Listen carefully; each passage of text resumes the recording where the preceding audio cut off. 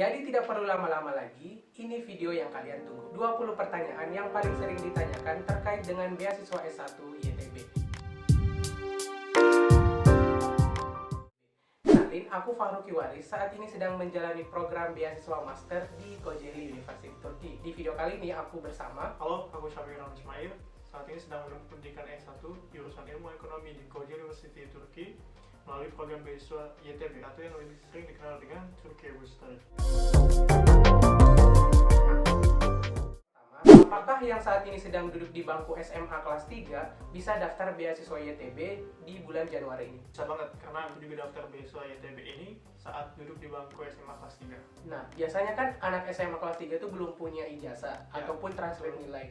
Itu berkas apa yang di-upload gitu? Nah, berkas yang dibutuhkan untuk di-upload adalah ijazah dan juga nilai transkrip. Tapi kalian bisa menggantinya atau mensiasatinya dengan transkrip nilai rapot semester 1 sampai dengan semester 5 dan juga surat keterangan siswa aktif sebagai pengganti ijazah.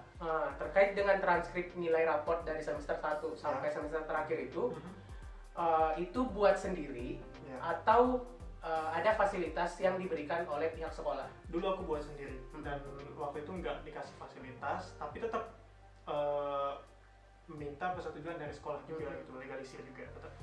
Boleh lihat contohnya? Boleh banget, ini dia. Nah, jadi kalian di transkrip rapor semester 1 sampai dengan semester 5 ini, kalian bisa akumulasikan nilai kalian dari semester 1 sampai dengan semester 5 yang tentunya dibagi dengan jumlah semesternya, yaitu 5 semester. Oke, setelah punya berkas ijazah atau tadi pengganti itu surat aktif siswa dan juga transkrip nilai rapor, apakah berkas itu perlu ditranslate di penerjemah tersumpah atau kita bisa nerjemahin sendiri? Itu depends on kalian. Jadi kalau misalnya kalian mau pakai jasa penerjemah tersumpah boleh banget, dan juga kalau kalian pengen buat sendiri juga boleh, tapi tetap dengan persetujuan sekolah atau legalisir sekolah gitu. Dan juga biasanya nih ada beberapa sekolah yang memberikan fasilitas bahasa Inggris di ijazah ataupun transkrip raport mereka. Itu bisa nggak pakai itu? Oh, bisa banget, karena itu langsung otomatis dari sekolah kan. Oke. Misalnya nih aku memutuskan untuk memakai jasa penerjemah tersumpah. Apakah perlu legalisir kembali ke pihak sekolah atau tidak perlu? Nggak perlu dong, karena penerjemah tersebut juga udah punya legalitas. Kalau misalkan kalian ingin legalisir kembali ke sekolah pun nggak masalah gitu. Di raport kan ada nilai pengetahuan dan keterampilan nih. Itu yang dimasukin nilai yang mana? Aku dulu masukin nilai pengetahuan. Jadi keterampilan tidak perlu. Keterampilan tidak perlu. Untuk angkatan tanpa UN, nilai yang dimasukkan nilai apa? Nilai transkrip yang tadi aku udah jelasin. Karena emang ketika aku daftar beasiswa ini, nilai UN tuh nggak dimasukin sama sekali. Oh, jadi nilai transkrip semester 1 sampai semester terakhir itu dirata-ratain, kemudian itu yang dimasukin ke... Iya, benar banget, ke aplikasi. Oke. Apakah harus punya paspor? Nggak wajib, tapi kalian bisa menggantinya dengan KTP kalian, di-scan dan juga upload di situ. Jika sebelumnya nih sudah daftar beasiswa YTB, tapi belum berhasil dan ingin mencoba kembali tahun ini, apakah sebaiknya pakai akun yang dulu atau buat akun yang baru? Menurutku nggak perlu sih, soalnya aku juga punya teman yang dia ketika mendaftar beasiswa YTB itu gagal, yang pertama, yang keduanya dia menggunakan akun yang sama untuk mendaftar aplikasi YTB lagi dan dia dapat. Nah, kita beralih ke pembuatan akun. Pada saat pembuatan akun biasanya kita diminta untuk memasukkan first name, middle name, dan juga surname. Itu buat teman-teman yang cuma punya 1 kata, 2 kata, 3 kata, itu gimana sih cara ngaturnya? Oke, untuk yang 1 kata simpelnya langsung aja ditulisnya di first name gitu kan. Nah, yang 2 kata bisa kalian isi di first name dan juga surname. Dan 3 kata itu tinggal kalian isi aja first name, middle name, dan juga surname. Dan yang lebih lagi misalnya ada 4, 5 kata, itu mungkin kalian bisa isi di first name-nya atau di surname-nya itu 2 kata gitu. Bagian academic qualification, apakah harus melampirkan sertifikat GRE, GMAT, SAT, dan juga ALES? Tergantung jurusan dan fakultasnya atau universitasnya. Kalau misalnya ada yang membutuhkan sertifikat tersebut, ya kalian harus cantumin. Tapi kalau misalnya kalian pilih yang tidak membutuhkan sertifikasi tersebut, itu nggak usah. Apakah jenis TOEFL yang diterima? Semua jenis TOEFL diterima, mau IBT, mau ITP, itu sama aja diterima.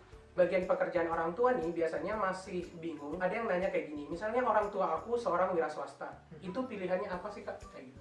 Oke, jadi kalau misalkan untuk yang kayak gitu, itu kalian bisa pilih dua pilihan. Yang pertama bisa pilih other, dan yang kedua bisa pilih worker. Pada bagian upload ijazah untuk S1, apakah wajib mengupload ijazah SMP? Tidak wajib, kalian cukup mengupload ijazah SMA itu udah cukup. Apakah wajib punya sertifikat prestasi berupa lomba? Enggak juga. Tapi kalau misalnya dia cuma aktif di organisasi lingkup sekolah, Ya, itu juga bisa kalian upload sebagai poin plus dan juga pertimbangan mereka untuk pilih kalian juga bisa. contohnya seperti apa sih itu? Contohnya kalau misalkan kalian pernah aktif di organisasi OSIS atau misalkan pramuka, itu kalian boleh banget dicantumkan. Atau misalkan kalian pernah ikut volunteer atau misalkan seminar dan lain, itu boleh. Bisa tidak menulis letter of intent atau LOI-nya pakai bahasa Indonesia atau bahasa Arab? Enggak, cuma bisa pakai bahasa Inggris atau bahasa Turki kalau misalkan kalian udah menguasai benar-benar bahasanya. Nah, untuk berkas selanjutnya terkait surat rekomendasi nih, formatnya gimana sih? Untuk surat rekomendasi ini format simpelnya kalian harus cantumin data diri kalian pastinya, terus juga data diri rekomendasi, dan kalau misalkan kalian mau juga di situ dijelasin kenapa sih dia ini berhak untuk mendapatkan beasiswa tersebut gitu. Habis itu ditandatanganin sama pihak sekolah. Sama yang rekomendasi tadi gitu. Kalau misalnya pakai pihak sekolah berarti nanti ada capnya juga gitu kan untuk legal. Oke. Apakah wawancaranya bisa memakai bahasa Arab? Tidak, sama seperti awalnya tadi, bisa menggunakan bahasa Inggris atau bahasa Turki kalau misalkan kalian udah bisa. Gimana kalau aku SMA swasta? Apakah masih bisa daftar beasiswa YTB tahun ini? Ya, untuk YTB sendiri sebenarnya nggak ngebedain sih mana yang sekolah di SMA swasta, mana yang sekolah di SMA negeri, itu sama aja gitu. Jadi mereka memandangnya dari potensi diri dan juga track record kalian. Oke deh, jadi terima kasih banyak Fik atas jawaban-jawabannya terkait dengan pertanyaan-pertanyaan yang paling sering ditanyakan teman-teman yang bakal daftar beasiswa YTB S1 di tahun ini. Sekian dulu video hari ini, semoga bermanfaat. Dan untuk teman-teman yang pengen nanya lebih lanjut, Safik juga punya media sosial dan juga channel YouTube, boleh disampaikan Fik? Ya, kalian bisa tanya aku di dua media sosial ini. Yang pertama channel YouTubeku Safik Rahman, kalian bisa komen di situ, dan juga lewat IG juga Safik _. Tanya. Oh iya, dan juga teman-teman jangan lupa cek kolom deskripsi. Sekian dulu video kali ini, semoga bermanfaat. See you in the next video. Terus. Lurus.